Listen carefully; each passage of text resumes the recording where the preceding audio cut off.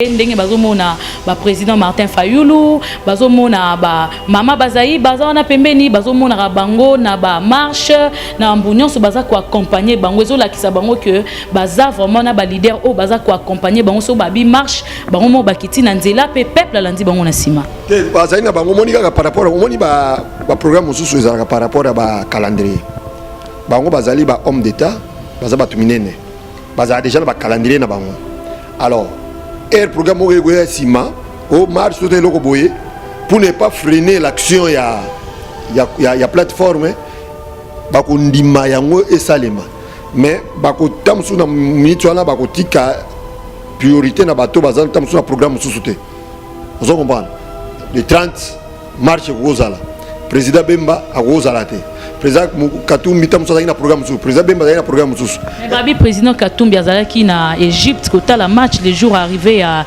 Jean-Pierre Bemba non il y que yaza ina na problème ba vol na ye vous comprenez yo yebi anya koma na goma bakalela ki anya pe na Kinshasa avant que tuana président Jean-Pierre Bemba kitakoto bakalela ki donc ne bazo boya akoma ba place moko ba makamuzusu côté akoko mona mo facilité ko keneta muso en Égypte akenae parce que so alba ya ba tamso anya ba boye lepeka il peut poser des problèmes. Dans la mouvement, tu comprends qu'il y a un bon, il y a tout mais moutunaï. Isaïe, par contre, monsieur le président Bemba qui était à Tinita Moussou, Maman Bazaï, secrétaire général qui représenté à côté de la présidente fédérale. Pour Bangladesh, tu vas collaborateur, tu vas batoyo, valablement, tu vas représenter. Ils ont pensé une iniquité. Vous les avez validés, Basangani. Yo Roloba, ah, on appelle le bibé. Et nous, le bâtiment est au Kabouani. Liberté d'esprit, liberté d'expression. Il y a un moment Moïse a cause à la contre moi tam ce comportement moi Jean-Pierre Bemba Salaki. Que ils a beauté ngala bon la d'accord na ote.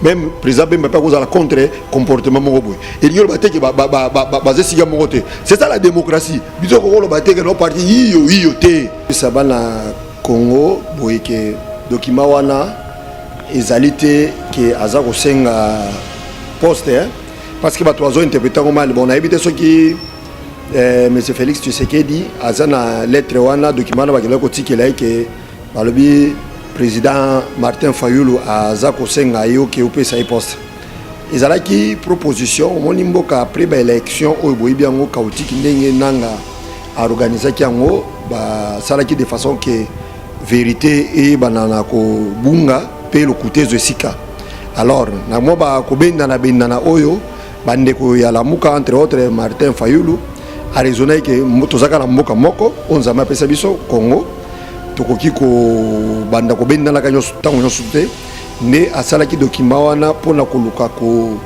tchakimia donc c'est un document pardon je voulais dire il y a proposition il y a sortie de crise le cas dans la carte crise otozobenga awa vérité désir no bika makamora vérité désir et tout ça yango bon pour qui mezala yango ya saki proposition na salaki apanya ko pesa ngona ba organisme internationaux alingaki ko pesa ona communauté internationale dans son ensemble baye bana ko intervenir pour baluka kimia na kati ya mboka Congo ce n'est pas que asali mukanda expéditeur yé destinataire zaginani na mukanda na ba komela ke no à monsieur Félix Tshisekedi à son excellence président de la République voilà non izaki bongote izaki lettre mukanda asalaki document ou après ça qui va piste des solutions pour tomber dans la crise où tous en ont écouté qui pendant le 30 décembre l'année passée c'est pour cela il y a un monde des réseaux sociaux bah tu vas commenter qu'il y a un cinq poste organiser bah élection ya solo il faut arriver tout comme la Congo oyo tout ça les élections mutu à perdre à bengi muninga ou à gagner à féliciter à ebi que non dès tout ça il faut que une élection to poli ngai na ndimi que yo ou gagner c'est ça la beauté de la démocratie. Il faut qu'il y ait un gagnant et un perdant. Et quand vous allez à Congo, vous allez vivre selon la imère et la moutou. Tout est imère et groupe Moroboy. À bo poli na bino, le quoi la bino ne vous allez pouvoir, vous autres à la guénon, et l'ongue c'est plus sangaté, ou vous zoité, ou vous avez atteint l'échec, ou comme c'est le premier. Au moins, que vous avez fait dans la classe, vous avez dit non, ou vous avez gagné l'échec, vous avez maillé l'été. Nous avons la proclamation pour Naboye, les DG, la proclamation qui va les premiers de la classe, mais c'est Songolo Pakala. Mais je dis l'échec. A comme la poka, bazaka bien à prof.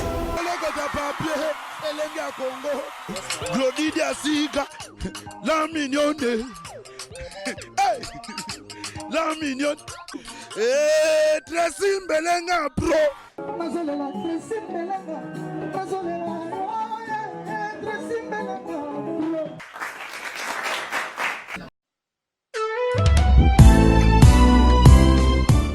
Chez Grâce Beauté Cosmétique Paris, Binda Francine, la fondatrice de la marque Grâce Beauté. Vous avez constaté depuis hier, vous avez reçu des messages sur votre WhatsApp. Grâce Beauté a changé de numéro de téléphone. Oui, Grâce Beauté a changé de numéro de téléphone pour mieux vous servir. Toute notre équipe s'y mobilise. Donc voilà, nous avons changé notre numéro WhatsApp. Numéro d'avant, c'était uniquement WhatsApp. Maintenant, vous pouvez aussi nous appeler en appel normal. Surtout, ne vous inquiétez pas. Nos clients, donc clientes, partout dans le monde, c'est toujours Grâce Beauté Cosmétique Paris au service de votre peau. Vous pouvez nous contacter sur notre numéro WhatsApp au 006 23 22 60 et 13. 60 et 13. Voilà. Pour ce pas la biso, à la solution là. Au bangate. Donc maman, utiliser des produits, il y a des hydroquinone, des javel, des tubes, des sulfate. Au bangate, dernière chance il y a pour sonayo et ça la Grâce Beauté. Tout ça là comme produit naturel à base de fruits pour encore réparer ba poso.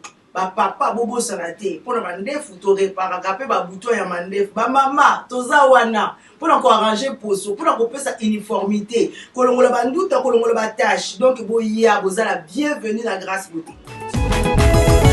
Wow!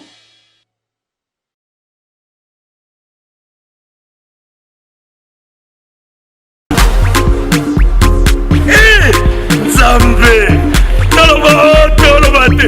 Filokoboy, tolobate. Zambe. Yo.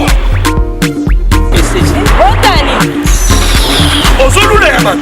Ya yoka koki kokoma bongo. Na pomade awa toza. Na pomade awa toza. Ngai mwasi na ngai okuma. Olingi osomba pomade naturelle awa toza en ligne. www.awatoza. Soit appelez au numéro 00 33 75 11 10 975. Bonne adresse, il y a Kosomba Pomade Awatoza, 70 rue Marcadet, 18e arrondissement, métro Marcadet, ligne 4. Pomade Awatoza, et Salamina Banamboka ba Congolais, Nabanzete Yamboka Congo. Bokeba na pirate. pour la COVID Sabamole, le PD Sinapetolo. Somba gamme ya pomade Awatoza, masse yango na ba parti oyo lingi evimba. Sima ya 3 mois, on fait résultat. Salut. La pomade Awatoza. Moi c'est un pas comme une qui bokon. La pomade Awatoza. Mbote na bino nyonso balandi ya Elenge ya Congo TV. Je suis très contente ya koyeba ke boza ebele bozon de la biso de partout. Ndenge bo mesana toujours kopesa biso confiance. Vous informer c'est notre devoir tozala kawana pona ko informer bino mikolo nyonso. Émission na biso lelo tokolobela beaucoup plus actualité politique o naza déjà pembeni na ngai na mona mboka ya MLT na yende tokomeka ko solola beaucoup plus na actualité au etali non seulement plateforme ya la Muka mais au etali pe RDC au ezali mboka na biso. Je m'en vais déjà saluer mon invité. Bonjour. Bonjour maman. Vous pouvez vous présenter s'il vous plaît?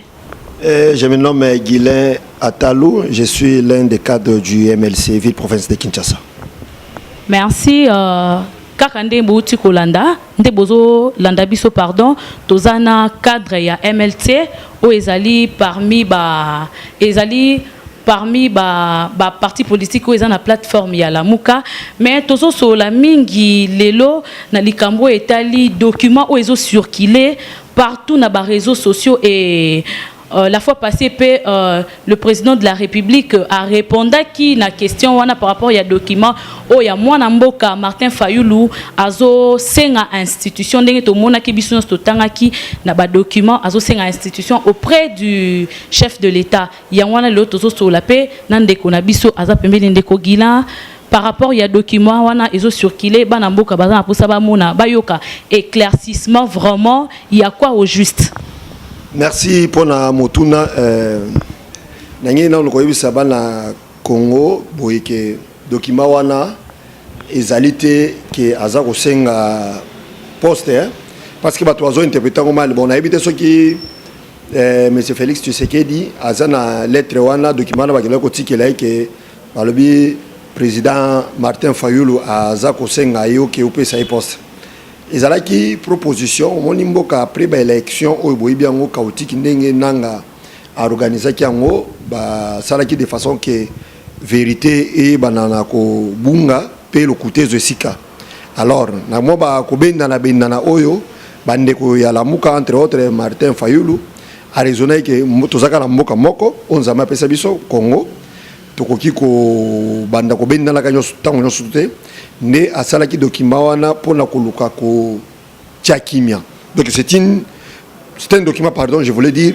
il y a proposition il y a sortie de crise le cas dans la carte crise autozobenga awa vérité des îles no bika makamora vérité des îles et tout ça yango bon pour kimia zala yango ya ça qui proposition na sala qui apanya ko pesa ngona organisme internationaux alingaki ko pesa ona communauté internationale dans son ensemble baye bana ko intervenir pour baluka kimia na kati ya mboka Congo. Ce n'est pas que asali mukanda expéditeur yé destinataire za kinani na mukanda na ba komela ki no à monsieur Félix Tshisekedi à son excellence président de la République voilà non izaki bongote izaki let mukanda asala ki document ou après ça qui ba piste de solutions pour to bima na crise oyo tozana ngo ekota ki banda le 30 décembre année passée. C'est pour cela il y a un moni ba réseaux sociaux ba to ando commenter ka bandi ko senga poste. Mais document wana il fallait la officiel que bana nyonso ya mboka ba comprendre ata ndenge zalaki na ba meeting APC lango déjà pour que bana nyonso ya mboka ba comprendre que ezana ndenge tozo kanisate que ebima boyena kuku et monsieur Félix Tshisekedi a répondre qui yango pe na point de presse na bunya pour na ko répondre que aza habilité te à ko répondre akende na akendo kutana ba o na batu o baza habilité à ko répondre pe ba traiter makambo wana entre bango mona te ke bimi mwandenge mo boye pe ekoti simon nungu na kati bana mboka mais so otali lettre wana ezalaki déjà comment mis na mois de mai il faut je pense on a beau sanité cause va les 10 mai donc le autre comme dans le mois de juillet du mois temps je pense que monsieur Félix président Félix a répondu qui na question ka po batuna ki ye moko alingalo bango te lokaba batuna ki yango ka répondre qui na nini wana.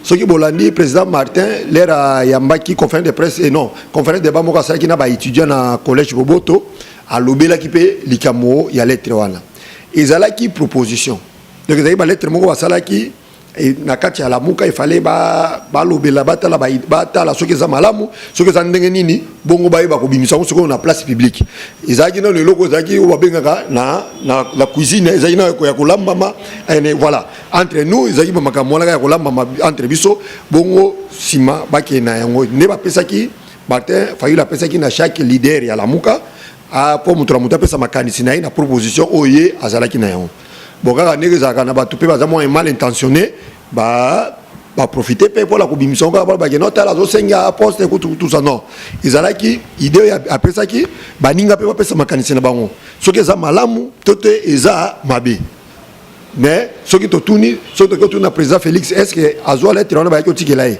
akolo bazwa yango te soki to tuna batu nyoso to bazwa yango te donc ezaki loko moko ya kati mais batu musu nde ba weleli kaka ko bimisa po balo ba kenda zo senga po ba saliri mais la muke zo senga loko moko te eloko la muka senga ti le zalonga la vérité désir.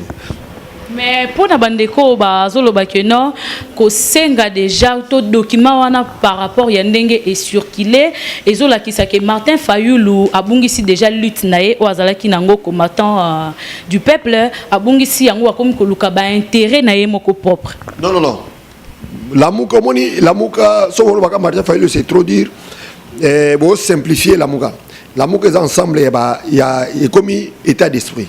Elungo ya Bemba, elungo ya Fayulu, elungo ya Mozito, elungo ya Katumbi, elungo ya ba leader wanyo surtout na ba msuna bosani entre autres Matungulu, elungo ya bango et comment affaire ya peuple congolais. Alors, au moins de ma campagne sur la ni document na so botangi ezaki proposition de façon que moi 18 mois moko ya transition to fani sama kam to organiser ba élection ya solo. Il faut to arriver to comme na Congo oyo to sali élection mutu a perdre a bengi muninga o a gagner a féliciter a yebi que non nde to zaki bo to kelaki na élection to poli ngai na ndimi que yo o gagner. C'est ça la beauté de la démocratie. Il faut qu'il y ait un gagnant et un perdant. Et quand vous allez la Congo, vous vivre selon la imère et Moutou. Tout est imère et groupe Moroboy. Ata bo poli na bino, le quoi la bino ne vous allez pouvoir, vous autres la geno, et longue c'est plus arrêté, ou vous zoate, ou vous na ata l'échec, ou comme c'est les premiers. Au moins que vous avez offert, ça dans la classe avec geno, ou ya zakane l'échec, azane maïl était. Nous mouko la proclamation pour naboyer, batel mi naboy, ne zaki les DG va proclamer qui bana, bon naboy. Les premiers de la classe, mais c'est Songolo Pakala. Mais il dit l'échec. A comme la poga, bazaka bien na prof. Poga ba coopérer na prof, bato so au monité que za la malamte. Mais ceux qui ba telemi, bato so abi les premiers de la classe qui ngani, mwana mayele, bato so abi que yenda za mwana mayele. So ka muki mumbe ko bete maboka ko sepela. C'est ça yango de tuni démocratie comme nengwana. Yango to ba pesa ki ba idée wana, Martin Fayulu comment ina ba idée wana de façon que moi transition mo to fani sa ba makam, to ça la élection ya solo. Bato nyo surtout ba kota. PCNI ya solo.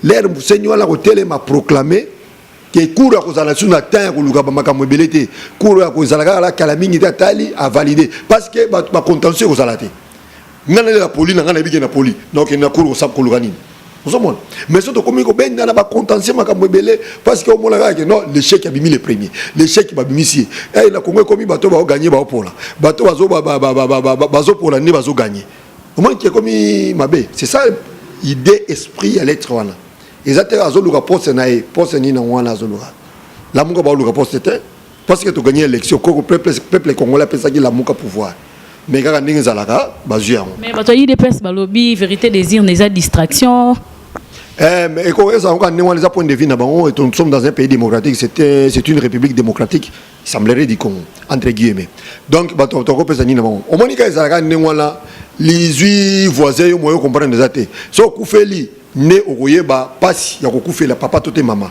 mais to bakoyena matanga na yo bakaka ayi bazolela bopona nini esala nini eza suka mokili zela yo ekokufela bongo omona omonika bango bazalaka omonaka nezalaka so bafingi mutu na bango ne batomboka po soka bango ke mutu na bango bofingi pona nini kobeta bato mais le bango bafinga bato baomona ngo rien.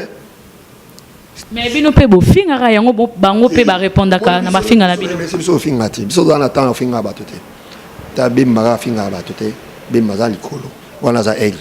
Aza mokonzi donc a likolo. Au ndeka président mokuta voilà au-dessus de la mêlée. Ya rosa la biso. Biso ya bilo côté. Ne so jamais muta mêlée ça ko na siège à partir mo toté leader mo finga. Biso ya bilo ngate. Toi na attend na ko toté. To ko lega biso siège na bino to ko mo mutu na bino to finga ti. To za ko to wana te parce que biso to na kiti à respect. Pour moi, aza moi chef na parti nae aza pe mo bato ata baza bato mibale baza déjà bato o bazo compter nae donc il faut tout respecter biso za ni wala pona kotinda bakoli na bino na Kinshasa pe na Congo Brazzaville makambo ya kotambola na bakoli na ba agence Silier agence Colicot fret aérienne et maritime spécialité na bango bakoya kozwa biloko esika nyonso ezwili yo na monde entier. Il suffit ozala na adresse ozala na France to na mboka nyonso ya Europe ozala na Canada na États-Unis to na Amérique du Sud ozala na Russie Asie. Il suffit ozala na adresse bakoya kotombola koli na yo bango moko ata ezali ya mokie moins d'un kilo bakoya kotombola. Pour na ba ebanso bazali na Union Européenne, fret aérien ezali na 9,50 € le kilo. Soki pe olingi maritime, benga bango na ba numéro ekomami na écran. Soki olingi yo mona bango bazwami na 18 place de Nanféance, 93 420 Villepinte. Contactez Colicot au plus 33 7 600 54 880. Agence Colicot, le sérieux dans les affaires. Mais tout le monde va dire que c'est la bango. Ce que c'est la bango, c'est qu'il est couf. Na émission qui position la mouka zalaki na azala ngo lelo. Ce que zalaka batola ndé bango zalaki na position la mouka. mais lelo Congo tamusu moko proclamer ka nyeza a danser bitumbe nyebima tala kaka ba pola kaka na nini na élection sénatoriale l'Assemblée provinciale tout ça là kunati bitumba jouala grave mokile dinda pour kaka ke non ba bimisi sénateur té vous comprenez ba biloko nemwana biso tout normal ce qui va tout biso ba ici bon ba vous allez sanctionner par na biso moko MRC moko sanctionner bon biso kuma mokilité pour ça là mais valider ki bemba parce que mutazalaki mutoyo il fallait zala candidat batu moski mokimbe baki basalika ba magui ba combine ba invalider mokilité kufite bemba pas bi mokilé kufite tout ça continue yé pas ya songiti pe ki leadership est-ce que kufi ce que bemba bimi a telemi mokonzi ya bananyo a telemi mokonzi bananyo a telemi bemba pas telemi to bando kendi ba kolanda nani fais ça. Ndenge vraiment bozolanda biso, je pense que bozo zala déjà satisfait na ba question ndeko Guilin azo répondre biso vraiment na ndenge esengeli. Toujours na kati actualité à la muka ndeko Guilin to lobela mukie pona ndeko na biso Moïse Katumbi oyo vraiment azo kotisa pito pas les mois mukie na bandeko na biso na kati ya la muka batu baza ko se demander mais finalement il est où na arrivé à Jean-Pierre Bemba bazelier ba leader nyonso la muka bazala ki wana bazelier mais atinda ki quand même mutu moko a représenter qui est mais jusque là bana ya mboka bazo e ba position na été tokozwa éclaircissement et pas na yo bon nazali porte-parole vraiment ya la muka te pe ya président Moïse te. Mais à ma connaissance, n'a pas que le président Katumbi azana la muka.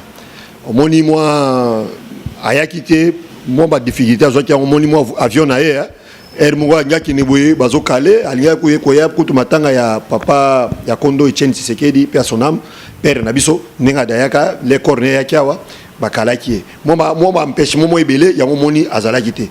Soko moni mutazate ma tindi mutu nae. C'est mutuala zo représenter.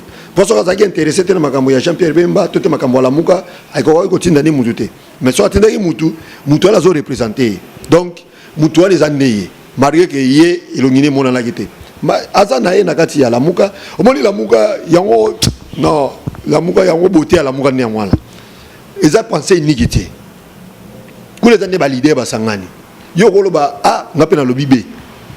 Et yo loba teke to kabwani. Liberté d'esprit, liberté d'expression. Il y a un moment Moïse a cause à la contre moi tam ce comportement moi Jean-Pierre Bemba salaki. Que ils a beauté ngala bongo la nazava d'accord na ote. Même président Bemba pas cause à la contre comportement mon boy. Et il baté que basé siga mon côté. C'est ça la démocratie. Biso ko lo baté que no parti yo te. La muka ya ngwala. Te mais bana mboka babi baza pe na posa ba mona kaye ndenge bazo mona ba président Martin Fayulu bazo mona ba mama bazayi baza na pembeni bazo mona ka bango na ba marche na mbunyon so baza ko accompagner bango ezola kisa bango que baza vraiment na ba leader o baza ko accompagner bango so babi marche bango mo bakiti na nzela pe peuple landi bango na sima te bazayi na bango moni ka par rapport moni ba programme mususu ezala par rapport à ba calendrier bango bazali ba homme d'état baza ba tuminene baza déjà le calendrier na bango alors programme au sima au marche tout le boye pour ne pas freiner l'action ya plateforme bako ndima yango esalema mais bako tamsu na minute wana bako tika priorité na bato baza tamsu na programme sous-souté vous comprenez le 30 marche gozala président Bemba a gozala te président Katumbi tam so na programme sous président Bemba na programme sous mais babi président Katumbi azalaki na Égypte kota la match les jours arrivés à Jean-Pierre Bemba non il biso que ya za ina no problème ba vol nae vous comprenez yo yebi anya koma na goma ba kalela ki anya pe na Kinshasa avant kutu wana président Jean-Pierre Bemba kitakoto ba kalela ki donc les bazo boya akoma ba place moko ba makambo sous côté akoko mona mo facilité ko keneta muso en Égypte akenae parce que so alba ya ba tam so anya ba boye lepeka il peut poser un problème. Dans la mouvement, tu comprends qu'il y a un bon, il y a un peu de moutunaï. Il y a par côté, monsieur le président Bemba qui était à Tinita Moussou, Maman Bazaï, secrétaire général, qui représentait à côté de la présidente fédérale. Pour Bango, tu vas aller collaborateur, vas aller bateau, valablement, représenter. C'est ça le problème. Ce qui a été dit, non, la mougue est gouffi. La mougue est bien, ils ont qui toquent au macassi. Mais déjà to komi na état de droit ngana zo kama ndenge zo loba bazo boela ndeko Moïse Katumbi aya lisusu awa tomoni président Jean-Pierre Bemba azongi na kimia pe azo circuler dans les calmes bon bino mo boye bagaka état de droit ngoza ya ne maloba tout ezali ya ba acte Et c'est un acte parce que tout le monde ndeko Jean-Pierre Bemba akiti na kimia, ayamba mi na kimia. Mais yango to lobby que non, ayamba mi na kimia, akiti na kimia mais yo yebi le président Bemba yaki awa le 23 makamuni le kaki. Makamuni le kaki yo. Massa c'est bêti. État des droits, oui, massa c'est bêti, batu bazoka, batu bakufa. Mais malheureusement que tout le monde que le président Félix akekota la bato aponi kamoko. Akekota la policier. Pour la wolwageno ba policier, il y a za pour la policier bon siko pour na peuple mususu ba za ba civil. Mais na ba maman mususu pe bazaki wana pembe na hôpital bazaki pe ba blessé. Ba maman à côté ba maman hôpital wana bazaki ba blessé na makamuni ba maman bazaki na ba wabila ba fana kana hôpital wana. Ya profiter ka côté ka la bango. Bato mususu bazoka kiti. Est-ce que ka la bango? Parce que au moins tala ba makamuni za lagawa na sina na ebisa maman ceux qui va organiser marche, va organiser le moment. Ce que la police a encadré bato. À saler le côté, makamole kaka kitoko. Mais ce que la police a une brutalité, il y a un makamoko sa mobulu. Bato bato zo na président Bemba. Groupe moko civique ya ninga zalaka wana ba jaloux. Baloba ke no Bemba sila. Mais les ba moni Bemba parce que moni mukolango za yaka likamwa. To vito ça na triomphe la balingité oh boy boy. OK ça va. Biso pe to za la prière. Bo ça me pour l'école merci. Kongo nga bo ça me la ka. La moni ka banda mwana to ça me la ki to ça me souté. Ma prière aux alango souté. Donc attends le peut ko ça me pour la Congo mais mukola bien je ka ko nzamba yo ka lo samba Congo et ça le 23 juin entre guillemets mukola nzamba yo ka lo samba Congo il paraîtrait mais les Bemba za ko ya babige no ba contrecarrer maman et les qui coûte le 1er août 2018 ba tout grave na si ozala ki boso ki bilili pour mula ki film ndenge zalaki mais ba jaloux ka ba ni ba mabanga mais ba policier ba lacrymogène. Mais président Bemba lokola mutake man esprit abanga bilo wana te bomone kanini zaki donc état des droits wana to loba ezanga ka ya maloba des façades mais en réalité ermogo ndenge zalaka ba pesi na gauche ba bombi na droite donc baza ko récupérer to tala kaka nzambe mo ayibi ndenge to suka. Alors pour na ko citer ndeko Gilan to lobelana no marche ou uti koleka le 30 juin. Malgré le président de la République à Boyaki marche le 30 juin et à la journée moko ya méditation parce que activité moko officielle ezala quitté mais tout moni bino bande kwa la muka bobima ki toujours na nzela et causé ba énorme dégâts batu bakufaki batu bazokaki organe de presse moko obisonyo soto yebi RTVS 1 eza bloqué ndenge eza boye bazo sala ba marche vraiment tozo yebate pona yo ndeko Gilan okolo banini. Merci maman pour la question. Le 30 juin, les date symbolique pour la Congo. La liberté, l'indépendance. Ce n'est pas pour rien la Mouka Bazwaki date il y a le 30 juin. Parce que tu as une liberté et côté la Congo. Donc pour nous pour symboliser la journée tout la qui s'en a battu est-ce que Mukolo wana a liberté? Parce que Mukolo wana l'air Roi Baudouin na fait président Kasavubu bazoki maloba oya lobby aye okuna lobby aye mais premier ministre Lumumba lera ya nyata ezaka le 30 juin a nyata oya ye na marque na ye pour la sa liberté. C'est pour cela mukolo wana mukolo pas maté tala en Algérie mukolo indépendance na bango zaki vendredi mais mukolo ba sala marche pour la réclamer liberté, pour la réclamer konzo bazana Algérie wana bakende. Mais ça y mukolo indépendance, mukolo d'être indépendance na bango. Est-ce que non le indépendance faut faire la méditation pour ça la marche pour ni mukolo te ata dimanche to marcher. Ata mukolo ya ni to marcher. Vous comprenez? Mais beaucoup marché le 30 juin il y a Touro et Tombaki dimanche bureau faut raté dimanche bon marche na bino ezalaki ya nzela nini parce que to mona ki ezalaki vraiment boulou yeke na nzela te marche na biso ezalaki to pesa ki déjà itinéraire to baki pe destination to ko banda to ko soka place boy mokimbo me baki yango mais to moni kaka batindeli biso la police ala mais c'est très bouclé na tongo la na we na et la ke o abena ke no gouverneur alobaki non ndeto za boye nazala ba policier te pour encadrer marche mais ceux qui va réprimer marche maman au monde na degré ba soda ba roya mais ba so ba policier ko ba bazati mais ba wa wutu abi ko réprimer marche ça mo so 3-4 policiers to ya soloko ba autorité ba ba ki moyen zate parce que ba soda bazati mais au moins na des jeeps ba soda des colonnes et ba militaires comme si ba okene guerre bazoye pas bato bazama boko pamba bato ba revendiquer ka ba droit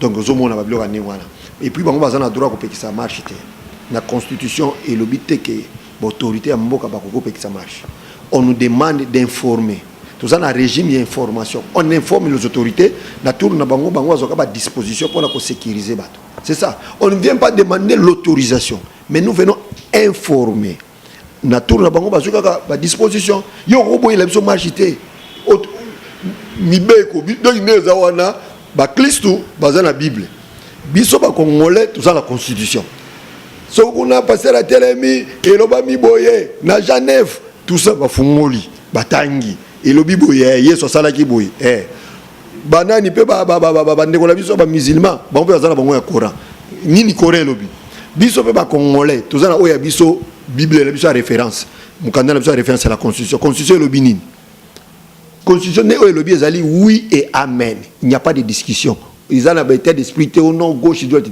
constitution lobi nini vous comprenez constitution lobi informé t'informer ou t'informer est-ce qu'il y a un conseiller le dit que non lorsque vous informez vous attendez la réponse que bandimato bandimate wato komini na 40e siècle na 12e siècle avant Jésus-Christ. Nous citons déjà Ndeko Guilain un mot de la fin pour nabatu nyonso oyo ba sili kolanda biso dans le monde partout balandi biso un mot de la fin pour nabango.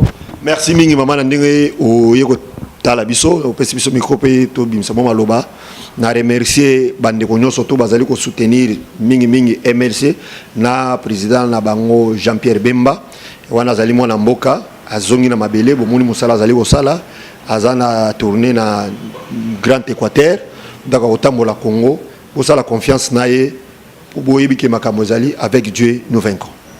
Merci. Merci beaucoup pour Nabino Nyos Balandi ya Elenga Congo TV. Bozala qui vraiment ebele Bolandi émission Nabiso Tina Souka Nandeko Guilain que je remercie aussi. Merci. Que je remercie aussi. Merci pour la disponibilité Nayo Pesa Kibiso Dorcas Kapinga au micro. Merci pour Nabino Nyos Balandi Elenga Congo TV. Merci Gloire Diaké c'est toujours là derrière la caméra. Merci à Steve Ndinga depuis la Tunisie. Merci pour Nabino Nyos Bolandi. Bon continuer toujours qu'au s'abonner.